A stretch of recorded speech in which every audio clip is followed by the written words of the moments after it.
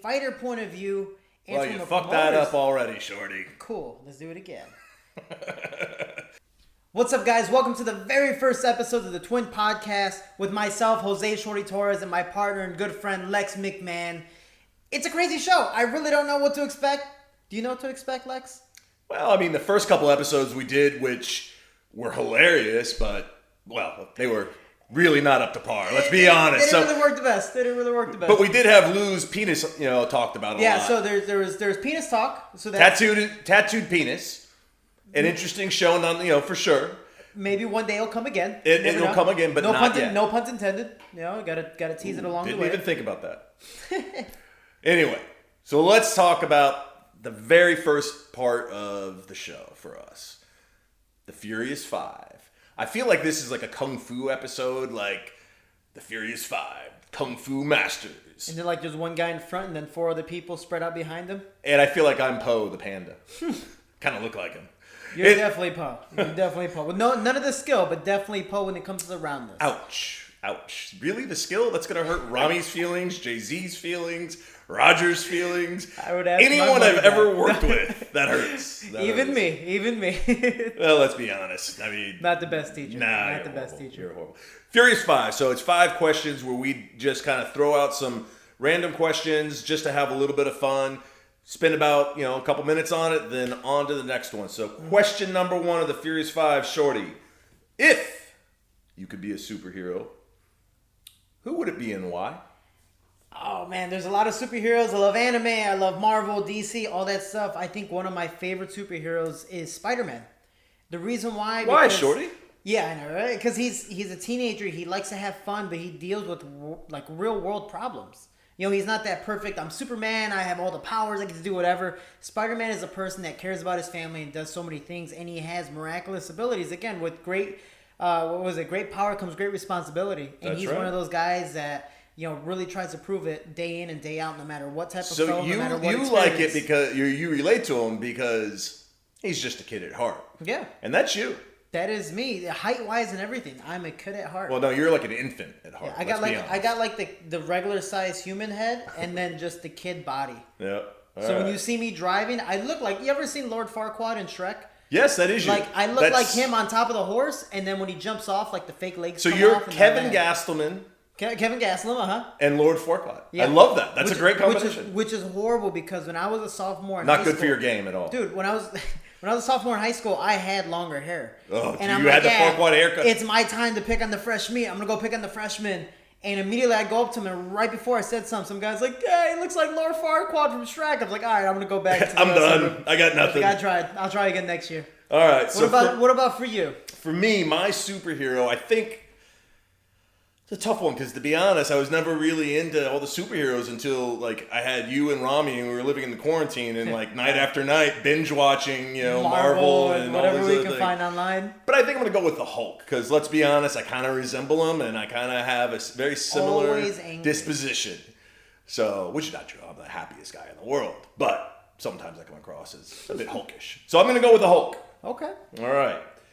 Question number 2 of the Furious 5, Shorty. Número dos. Movie that you like that would surprise people. There's a lot of movies that I like that would surprise people. I think the biggest one, which even surprised me, was I was in college. I took a theater class as just an elective to take to fill out my requirements. And this is like basket weaving. You're like, oh, this will be an easy A. Yeah, you failed the class. I ended up passing with an A. I was kind of surprised too. All right. But I was surprisingly smart. But the crazy thing was they played a movie, which is a play, called Death of a Salesman. And very good movie. People know anything about that movie. I'm an attention I read the book. guy. As an English major, I read the book. I'm an attention whore, and basically the whole time at the end of the movie, the guy loses everything: his family, his friends, and then I believe, does he commit suicide? It's a rough go for him. He kills himself. Yes. Yeah, it's a very rough movie. At the end, his family doesn't even want to go to his funeral. No. It's just nobody likes him. Out of the whole theater class, I'm the only one that was crying. Well, all right. What about for you? So The Notebook. We're not far off. I gotta be honest. So let's take a look at my background. Marine, love to hunt, in the fight business, right? In the fight game, the hurt business. you would think I'm going to like a bit more aggressive movie. The one that I like that I think would surprise people is A Star Is Born. I like both the second one that had Lady Gaga. No, it was the third one. That was the third one. The second one was Chris Christopherson and Barbara Streisand. That was a good one. But man, how can't you love the American Sniper, right? Playing a rock and roll Bradley star, Cooper. an aging and drunk rock and roll star, and Lady Gaga, who, let's be honest, despite the snout, she's hot as hell, man. And she's got some pipes. So, A Star Is Born. Yes. That's right. But she, you know what? She's a beautiful woman, and she can really sing, and it brings a tear to my eye. It was a great movie. Out of all the movies we watched, that was the movie he made us watch. And it was a good one. I can't complain. See, quarantine was good, man. It was expanding horizons. Okay, Shorty. Here now, this could get a little personal. Yeah, let's not talk about those. The fact that Shorty has painted both his fingers and his toes. Yeah, you can't see the toes, but same thing. Horrible. I saw it and I said, Shorty, never do that again. Something you've done that you don't want your mother to know. Kind of relates to the nails. So purple and black was my father's gang colors, and growing up, and we're not talking about like a gang with like People a couple of kids, like, you know, hanging out having a good time. Like, your dad was an OG. Yeah, his nickname was Shorty G. My full nickname is Lil Shorty G. So, fun fact, guys. You grew up in the hood. Yeah. So my parents split up. You've when I got was family members that have been shanked, if I'm not mistaken. shanked, hit with a bat, shot. Also done vice versa, and so it's you're the Shorty who made it out of the hood. literally. Surprisingly, I'm actually going back this weekend. So maybe Just when I thought I was out, they pulled me back in. My dad. With that being said, my dad always tells me to get the hell out of the city, which makes sense because I sent you stuff earlier about people just looting Chicago. Anyways, one of the things my mother does not know, when I was 9 years old and my parents split, I would spend weekends every once in a while with my father. My father decided to throw something called a purple party, which was the gang party. No. The only problem was my dad didn't want to pay anyone to work the party, for example, serving the beer. So at 9 years old in 4th grade, he's like, Angel, my middle name, he goes, go serve the beer. I remember... But that sounds like something, you know, a gang OG would do. Why are you going to pay a bartender when you can just have your 9-year-old son out there, you know, handling the beer? Well, the thing was, I remember there was Heineken, MGM, and Corona, I believe. And every time I would serve the beer, I'm like, okay, cool. 9 Maybe 9 years old. 2 hours later, I blacked out, and the next morning I woke up on the pool table. Hey, so... At 9 years old. What you know about the thug life, Shorty? Apparently quite a bit. Apparently quite a bit. A lot of people don't assume because of my nature, how I speak, or whatever the case may be, but the neighborhood never leaves you. No, You never leave the neighborhood. What about for you? Something you've done that you don't want your mom to know. Really, unfortunately, this could be an entire episode and maybe like a year's worth of episodes. But I would say one that could be interesting is, so I have a guy who lived at our house who was basically like my brother. His name is George. And George was a chef and he was amazing. Met him in the south of France, and then he came back to, you know, live at our house and cook for my family. And even though I grew up broke, my mom married well, Shorty. Mm-hmm. So we did okay. Yeah. Yeah, we had a chef. Just a little bit. You did all right. Came from the hood, homeless on the streets of San Francisco, to having a chef. We did okay. But I ordered a bunch of porn. And then my mom confronted us because I came home from college. That's why you and I get along so well. Ordered a ton of porn, like $100 worth of porn over like a long weekend. And my mom got the bill and came to me. And I said, "Oh, it's got to be George. His nickname is Spanky."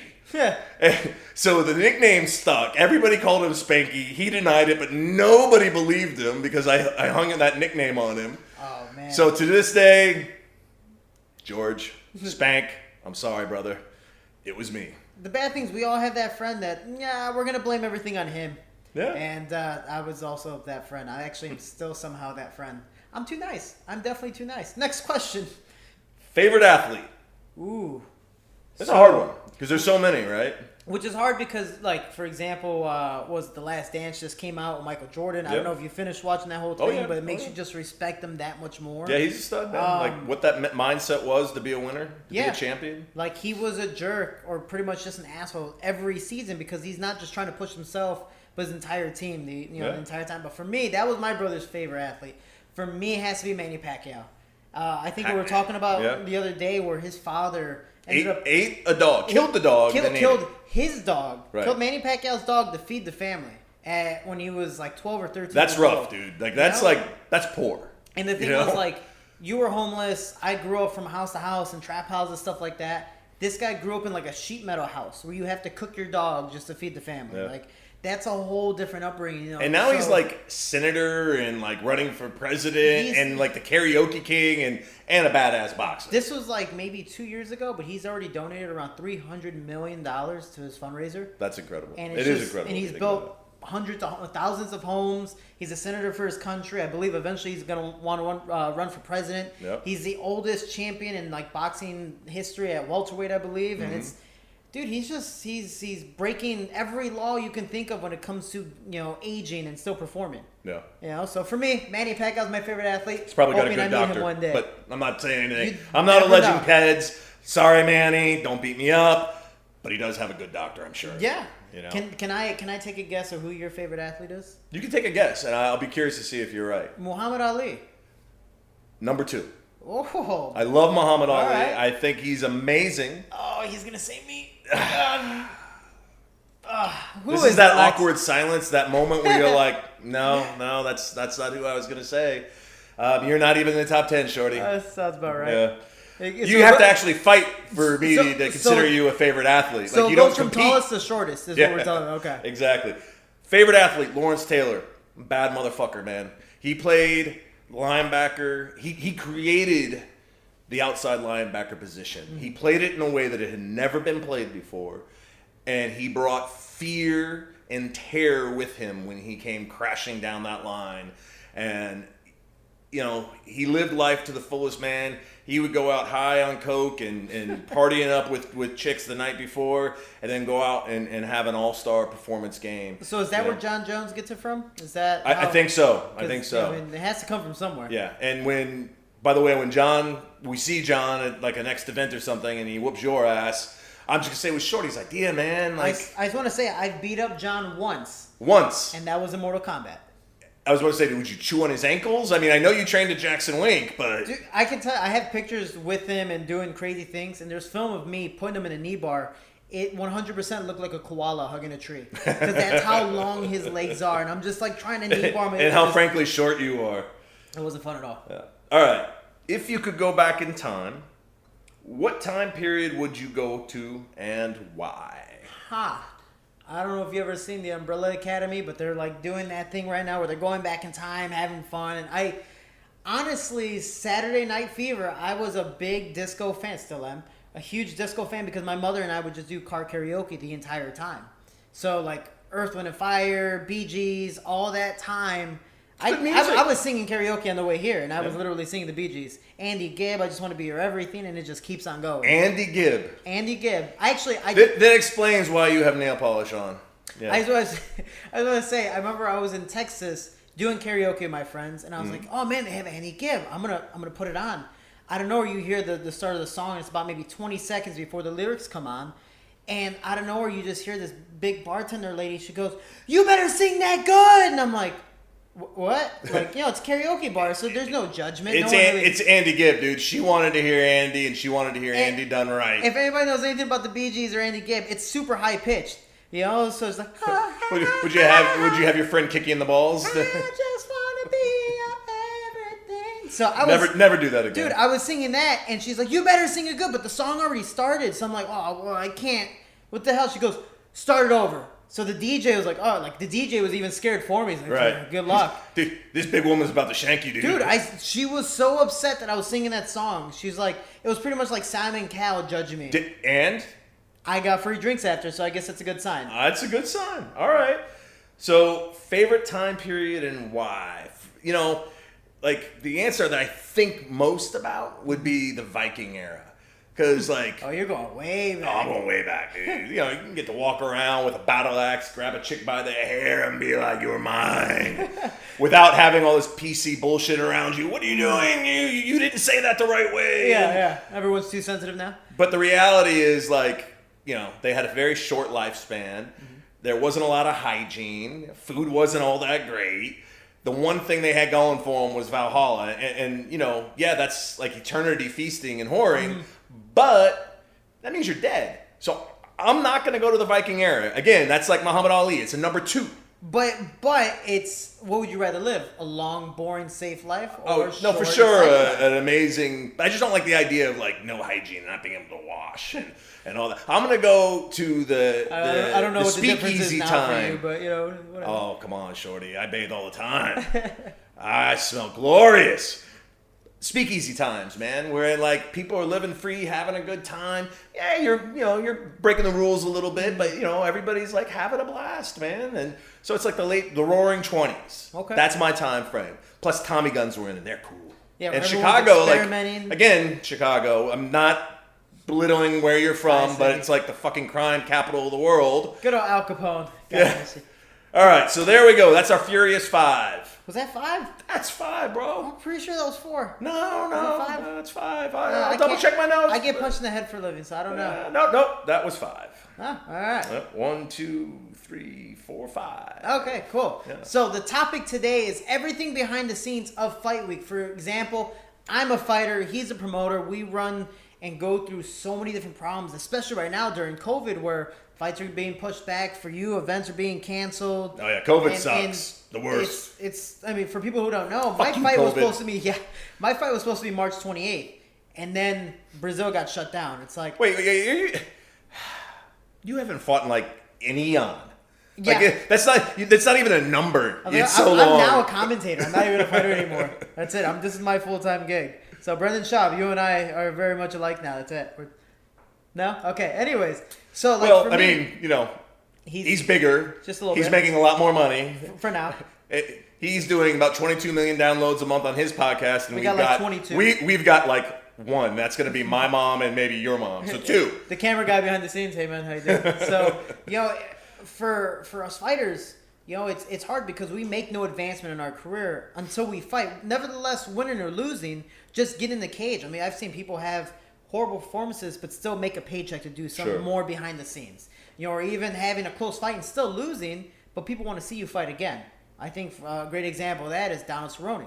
You know, he fought, I believe, 13 times one year and won maybe 7 of them. Yep. You know, and the 5 that he did lose, if my math is right, 5, 6. Anyways, 6 that he's won or lost, he's still, you know, popular. People want to see him fight again because he's that exciting. Well, I mean, let's be honest. Donald has the attitude of like, I just frankly don't give a damn, man. Yeah. Like, I'll fight anyone, anytime, And he's anywhere. close And to people weight. love that. And even when he fights for the most, or when he loses, he still puts on exciting Mm-hmm. fights for the most part.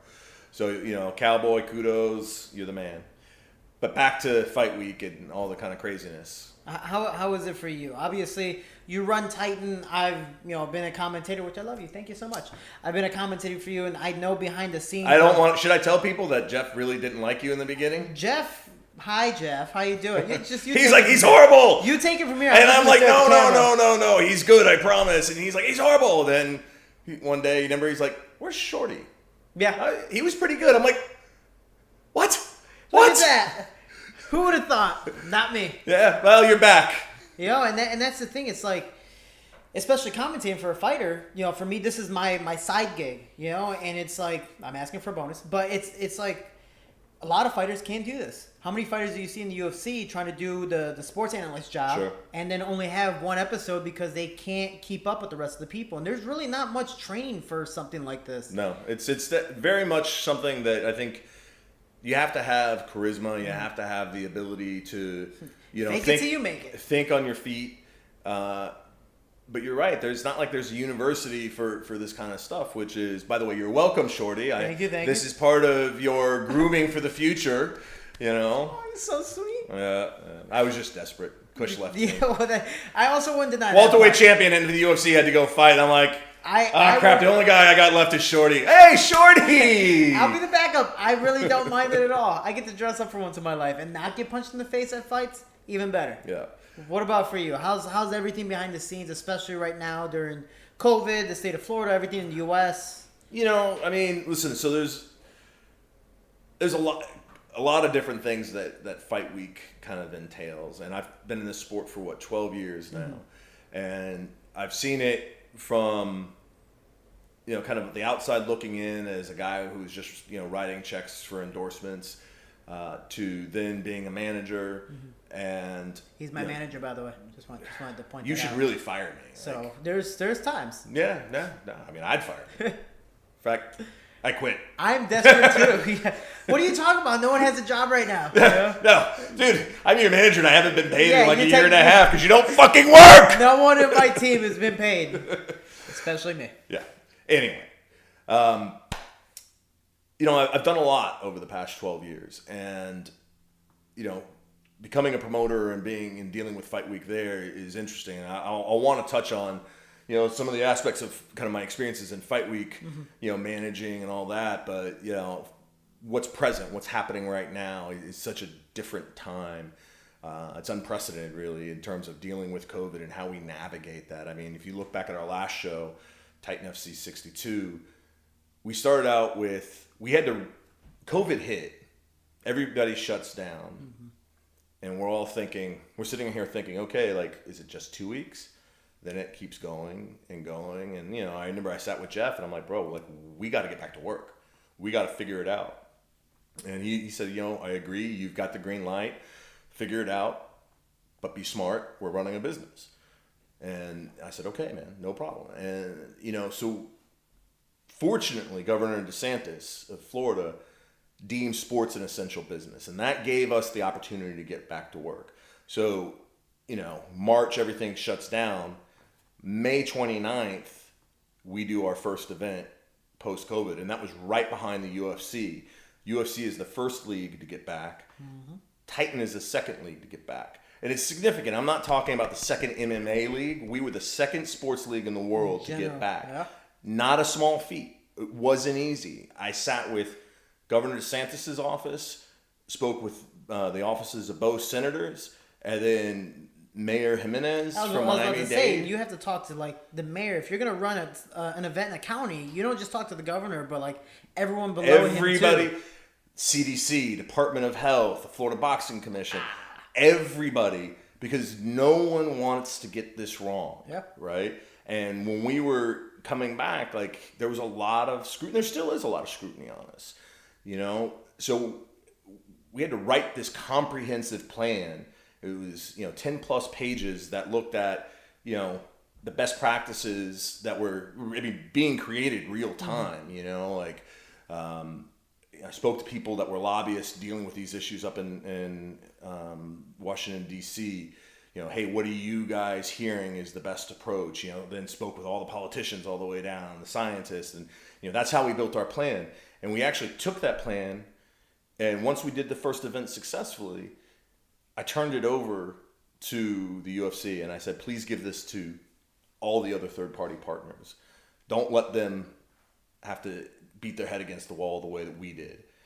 I'd rather that we share the information and we all get back to work sooner, because it's better for everybody, And I'm glad we did it, and I've people have been very happy that we did it because it's helped them. But just getting back to work was like beating your head. I mean, we did it. We went from having done shows in Kazakhstan in front of 11,000 people. You were there. Amazing, by the way. You were there. Great time. Yeah. Turns out you commentated there too. Yeah. Although Jeff tried to pull you off it, but I already had you on the plane. I was already on a plane. I'd already bought the plane ticket, so you were on your way. Luckily. I love you, Jeff. I love you. Anyway. COVID's been messing everything up. We're even fighters are being pulled out of fights the week before because they test positive. Yeah. No. I mean, again, so, we went from doing a show in Kazakhstan with 11,000 people in the arena to doing a show in a gym. Fortunately, our friends at MMA Masters, literally, no arenas are open. Nothing's open. And, our friends at MMA Masters were kind enough to let us use their gym so we could get a show going. A really hot gym. Oh, it was brutal. It was brutal. So we went from, having great shows with full production value and tons of people to whatever it fucking took to get the show on the air. And we did it. And then we've improved. You know, we've got a great new venue in the Intercontinental Hotel down in Miami on Biscayne Bay. You know, that's worked out. We've done several shows there, the last 2. And, you know, we're getting back to doing real shows. But each time, it's hard because each time the rules change. Yeah. You know, we've got, you know, before our last show. I was about to say the last event almost got pushed back too. Well, so before the last show, all the numbers with COVID cases are on the rise. And numbers are spiking. And I'm sitting there going, I'm getting a little nervous, man, you know? And then the hotel finally says to me, like, Lex, can you just double check with the mayor to make sure we're cool? Because they just tightened down things a little bit. They don't want to get in trouble either. They don't want to get in trouble either. And I was like, oh. It's like you've already been given the green light. The last thing you want to go back is give someone a reason to think maybe they shouldn't have done it. So I really didn't want to go back and ask. Even though I had all the documentation that said I was approved for Titan to do the shows. I did it. Fortunately, they came back and said, yes, just follow the safety plan. And, you know, so we did that, but we were only down to 4 fights because part of our rules, or the reality was we had to increase, so many more people were being tested for COVID that it took longer to get the test results back. So now, instead of just being able to get them in 12 to 24 hours, it's like 72 hours. So even when we had fights fall apart, which we did, we lost 4 fights and we were able to remake 3 of them. So we ended up with 4 fights total. But, you know, several of them, we couldn't remake 3 of them because it just wasn't possible to get the people tested in time and follow the protocols. Fortunately, the UFC was cool. I called them up and they were like, to be honest, we've got the same fucking issue, bro. You're good. And LFA had the same issue, you know, right before you. So it's, you know, it's just the new reality. It's definitely not easy, you know, but... And it's hard for the fighters as well. For example, you know, Kamaru Usman getting ready for the fight, ready to go, and then Burns sadly tests positive. You know, whether he was feeling well or not. I mean, I love Kush, but fuck, dude, what about poor Gilbert? He was getting ready to fight for the welterweight championship of the world, and now he's sitting at home on his ass going, what happened? Yeah, but that's the thing, you know, and then obviously Masvidal stepped in, which is awesome, but you have those last-minute fighters that some people are always ready, some people are bumping up weight, some people are doing whatever the case may be, either whether they're training full-time automatically and always have been ready, or guys are like, yeah, sure, I'll get back in the gym and see what I can do, and sometimes these shows ends up having to go, you know what, let's just, hey man, you want to fight? Can you put on a performance? Let's have a good time. And then, you know, some of the fights that you have planned just don't work out. Right. And then now you have to push them back. The UFC's doing it. Other promotions are doing it. Titan, obviously, you had 3 or 4 fights back out. So it becomes extremely difficult. Or even for myself, I've been getting ready for a training camp since last year, April. But sadly, things just haven't worked out. Well, before COVID too, but now COVID especially. March 28th, I was supposed to fight. And then every month it's like, maybe. And it's like, I'm spending money for the camp. I'm spending time. I'm doing things you where just come over here and eat, dude. What are you talking about? I could do that too, which I'm doing that right after this. But it's the fact of, you know, I'm spending time away from my mother, you know, which I'm going home this weekend, which I'm super excited for. But it's just time away from home. You know, it's time away from a social life and just everything. The challenge is like getting back kind of to the call of the question of like behind the scenes at Fight Week. What's the most challenging aspect of Fight Week? Because you're touching on kind of the mental strain of it. Yeah. Right? Like, for you, what's the most challenging part of Fight Week? Honestly, Is it the weight cut? Because the weight cut. All jokes aside, like, anybody who cuts weight, really, it sucks. You understand if you know. You know? So, and I've been with a lot of different fighters over the years, you know, sitting with them cutting weight.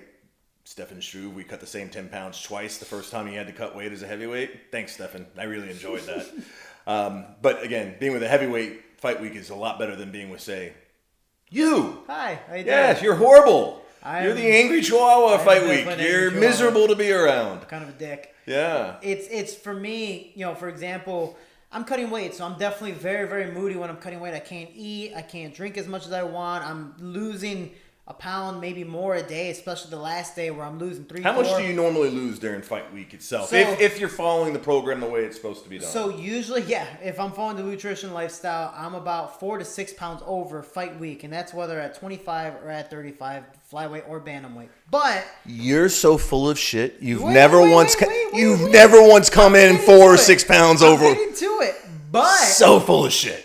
But once I hired him, he started to get close to me. So my mental capacity went down. And so I started to relax a little more, getting a little more comfortable with the nutrition lifestyle. And then I'm not listening as much. Or I'm coming over to certain people's places and eating and enjoying myself. Or just not really excited to fight. Wait, it's my fault that you get fat and miss weight? Sometimes. And then I do have the carrot cake here. You do have the carrot cake. Yeah. And I did take home a cheesecake the other day. And there's still cheesecake left. Oh, God. Why you Just gotta saying. tell me that? You know, Just I'm saying. gonna go get that now. But you know, it's one of those things that it becomes a very big mental struggle. So fight week, whether my weight is good, bad, it's still a struggle because I still have to work out 2 to 3 times a day, and it's all heat fight week. Right. For people who don't know, when I fought Jared Brooks, my UFC debut. In 9 days, I lost 26 pounds to make 125 pounds at the time. Yeah, that was really bad advice. Sorry. I made 151. You should probably fire both Lou and Yeah, well, that one, we had 10 last-minute UFC calls, so it's like, are they going to keep on calling? And we already kind of knew the slow demise of the flyweight division, so it's like... Which, by the way, has, like, all of a sudden didn't demise. It's like, once they got rid of Mighty Mouse and then Shorty Torres, they're like, sweet, all right, cool. dude! We got everyone out that we wanted to get out. Yeah, fuck me. So it's one of those things that, you know, I eventually did the 26 pounds, and that was the most grueling thing I did every single day. And my nutritionist told me, he goes, hey, man, if you're going to take this fight, you have to be 100% mentally there. And if you're not, then don't take the fight. Right. And I remember 3 days before, we're in Utica, New York, and I'm just laying in bed after a workout. And they're bringing me cups of fruit with, like, a little bit of soda in it just to make it feel, like, bubbly so I can have some sense of, like, energy or, like, I'm cheating on drinking a Pepsi or a Coke type of thing. And it helped a lot, but man, it's like I think I cried once in the bathtub, you know, the whole cyborg thing where, you know, she's crying in the bathtub and then they towel her up. But by the way, you in Bahrain was worse than Cyborg. Yeah. It really was. For people who don't know, I had a panic attack. That's not an exaggeration. That's not me giving you a tough time. Having seen Chris Cyborg's video, which was painful to watch, to be honest, like you really felt for, and then living firsthand with you, that experience, like, I mean, all jokes aside, like, I fucking felt bad for you, bro, because I knew I had to get you in there to get you mentally strong, but I also knew you were miserable, man. And it's one of those things for people who don't know, and I've been preaching it a lot on my own little series, is it's the mental strength. If you don't have the right mindset, it doesn't matter how great your machine is, without the proper operator, the machine's useless. Right. You know, so for me, I had, you know, my freaking father passed away, which was my best friend, so it's the fact of, he was letting you drink beer at 9 o'clock, or 9 years old. So who wouldn't have that as your best friend? I didn't know how to grieve. My father was always that hard, tough love type of guy. He's like, why are you crying? And he would hit us, or why are you crying? Like, just be tough. You know, so for me it was, okay, cool, somebody passed away. What am I going to do? I can't sit here and cry about it. I got to continue to work, which I tried my best to do. But then by the time fight week came, and it's at the World Championships where everyone knows me. I was a 2-time world champion, amateur, so everyone is paying their condolences, even my former opponents, the Prince of Bahrain, you know, and just so many more. It's amazing. The only problem is it's constant memory of something super fresh. Sure. You know, so then by the time I got into the sauna or a bathtub or workouts, where now my mental state is breaking down, you were already I'm thinking of all these things, and it's just like making me panic, and eventually came down to a panic attack. And the crazy thing about the panic attack was I'm a very good listener to a certain extent when it comes to certain things. You, Lou, you know, everyone was telling me what to do. I was literally trying to do the opposite so I could pass out, so I could wake up in the hospital. You just didn't want to be there. Wake up at home. Like, I just did not want to be there. And I'm already overseas, 24-hour, you know, flight back home, you know, so eventually I had to pull out of the fight, which I believe was the best thing to do, but it's heartbreaking because I still went to those fights. And, but that's part of behind the scenes when it comes to being a fighter. You have to make a lot of sacrifices, possibly not just for your team, but for you. Yeah. So let me ask this question, Shorty, which is, what's the craziest thing you've seen someone do to cut weight? Oh, man. I just got to think about stuff I've done, really. I remember in college, because no one teaches us in college unless you're Division I and you have a nutritionist for the team, which usually there's like a dietitian or somebody for every single team. I was Division II, and we didn't care. You know, my coach was very barbaric. If you said you were going to make 25, you're going to make 25. Even though I performed better at 133, didn't matter whatsoever. So for me, I looked at Mike Dolce. You know, I saw his film. He was getting popular with Johnny Hendricks, and I saw him doing the bathtub. But they don't give specifics for a reason, you know, because you want to hire the guy. So for me, I was like, oh, he's doing the bathtub. All right, cool. My boxing coach gave me an Olympic run to lose weight.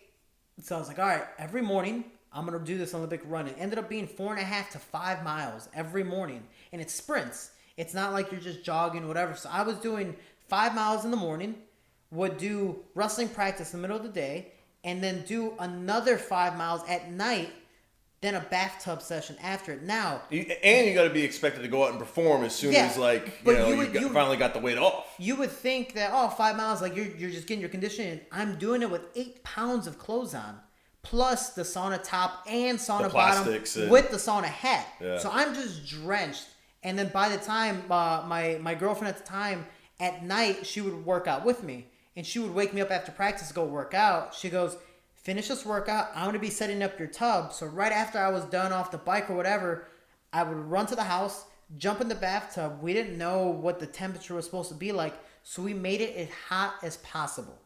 We literally just turned the nozzle all the way to the highest heat, and that's what we did. And you ended up with 3rd-degree burns, or at least 2nd-degree burns. Practically. I have pictures, even still on my laptop today, of the water going up to here, and it's just pink and red down. Like, I walked out like a lobster. Yeah.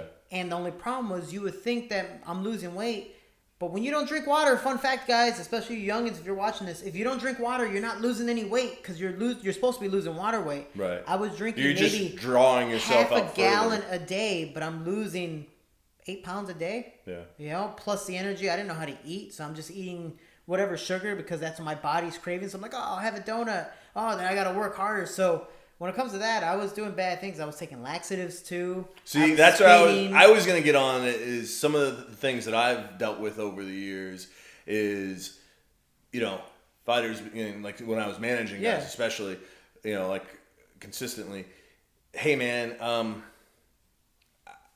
got a crap. But like I don't have anything in me. Can you get me a suppository or some laxatives? I'm like, okay, first of all, I'm gonna get you the suppository, but I'm not shoving it up your ass. Like that's where I draw the line. What's the thing? Not the suppository. There's another one. It's like a enema. I've had that, and that sucks. It sucks. You know, I don't want to know. Never mind, Shorty. I don't want to have. I've got a picture of this angry Chihuahua getting an enema, and then I found out. And then I found out I didn't even need it. I'm about to vomit. The worst part was I found out I didn't even need it.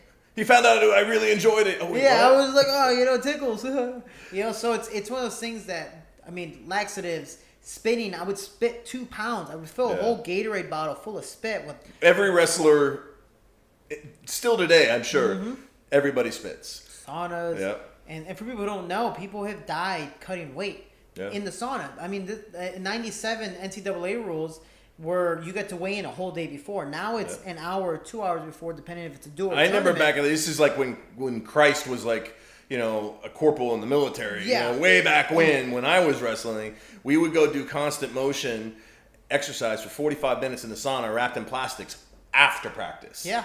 And it was brutal, and you would think, oh my God, like, how am I going to make this? And then, you know, you do, and you get out, and you realize, that was stupid. That was a horrible idea. Like, I do a sauna run outside in the state of Florida, which the humidity makes it feel like 106, 110. Or you just go into my garage. Or your garage, which sadly I'm doing after this, and I'm not excited. But there is, you know, some type of mental benefit for it, because it makes you strong.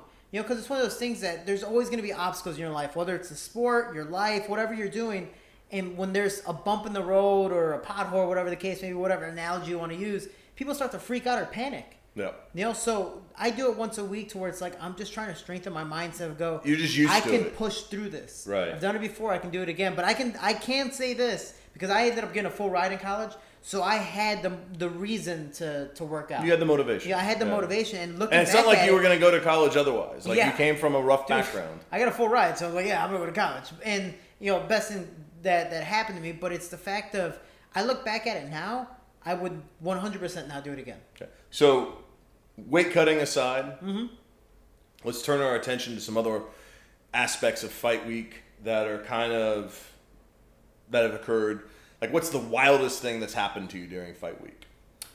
Last minute fights being changed where, hey, instead of fighting tomorrow this guy, you're fighting another guy. Yep. I've had coaches not be able to show up last minute, whether for whatever reason, family reasons or whatever the case may be. Now I'm literally fighting with my friend coaching me that knows nothing about my style or whatever the case may be, just to have someone give me water in between rounds. Man, I've had literally no audience before COVID of just somehow the promoter never promoted the event. And it's just me and the guy and the ref. And that's pretty much why it. do you have to bring up those times? Like, we've grown since then, Shorty. Really, dude? Physically, I haven't grown at all. Okay. All right. So, when I think about some of the kind of wild things that I've experienced during fight week, there's been a ton as a promoter. But I think some of the more... Like, I've adopted the Dana White mentality of every day I wake up, bad shit happens. So I don't even, like, get stressed out by it anymore. So I don't think about Let the day begin. being too concerned about when something outrageous happens, because it's going to happen. So I just put myself in the mental place of being, prepared to come up with a solution. When I was first starting out in this business, and working as an agent solely before I became a promoter, I didn't have that mindset, and a lot of wild shit. And this is also more of kind of the Wild West days before the UFC kind of went more mainstream with the Fox deal and then ESPN. And, so things were a bit crazier during those times. And I'm not going to name names because I don't think it's appropriate and there's no need for it, and I'm not that type of person. But some of the things that occurred that were really interesting was, being asked for clean blood and clean urine, during fight week, like, okay. People's blood being drawn. Maybe I'm not the right person to ask for these things, just saying, for a lot of reasons.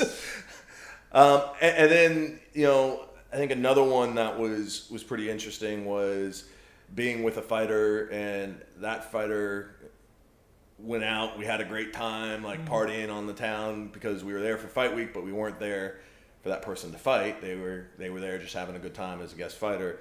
And perhaps I get a phone call at about 3 a.m. in the morning from said fighter who's like freaking out, and he's like, "Oh my God, I think this chick just OD'd." And I'm like, "Huh?" I'm like, So I went upstairs, found that person, put them into a cab as they were like barely able to move, right? Gave the cabbie a bunch of money to get her to the hospital to make sure she was okay. And then changed our flight to like 5 a.m. flight so we could get out of town. Like, we gotta go. And when I say out of town, I mean out of the country, because it was important for us to leave the country at that point. And so, I mean, there's been tons of wild things that have happened. Those are some of the more memorable ones, but honestly, man, it's like a list like this long. And it's just part of why I love this sport, though. It's different, man. It's just the Wild West in so many ways. And I'm pretty sure you've had so many excuses, or pretty much unlimited excuses, of people backing out of fights too. Oh yeah, for sure. Trying to think actually, just the last one, you would think, oh, no big deal.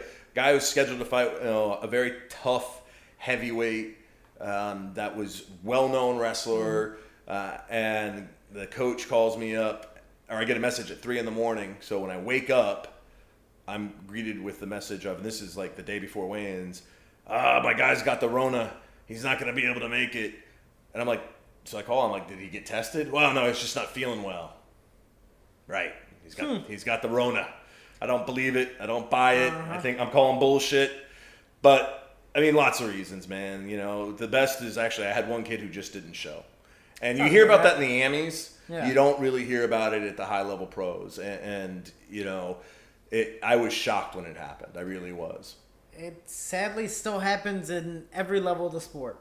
And then... man, but behind the scenes, it gets really wild. It gets really crazy, whether it's before the fight, during the fight, after the fight, whatever the case may be.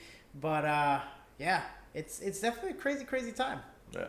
So, all right. I mean, I think that's behind the scenes for week 1. Our episode not bad. A little look behind the curtain, so to speak, you know, and let Shorty and I get our feet wet into what we think is going to be a lot of fun. So Your feet are wet. I'm like hip deep. yeah, you're like up here, dude.